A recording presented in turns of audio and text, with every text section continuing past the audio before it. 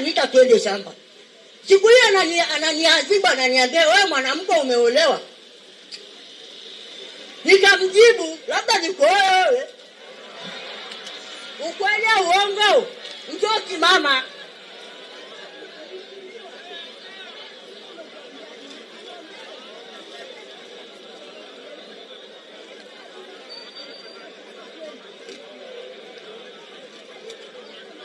Mwacheni aongee. Akaenda shuleni. Mimi natoboa siri zake, asitaka tufanye kwamba sisi Watanzania wote ni waoga. Kama uliposema sisi wa ng'ombe tuko safi, huyu anataka niuze eneo langu. Sasa kwa sababu hukumu sijashinda, hii hapa. Leo nimetoka kwa mkuu polisi. Kila tukipewa wanasheria, mimi nakwambia wazi, hawaendi kutekeleza.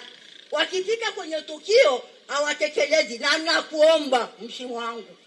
Kwani Makonda mwenyewe alinipa akasema kaeke mipaka kuonyesha alipokuja JSR kabla hajakuwa mnani, lakini wakifika wanaungana hawanipi.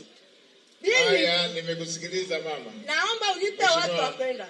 Mheshimiwa mkuu wa wilaya, inaonekana alikasirika ulipomuuliza kama ameolewa.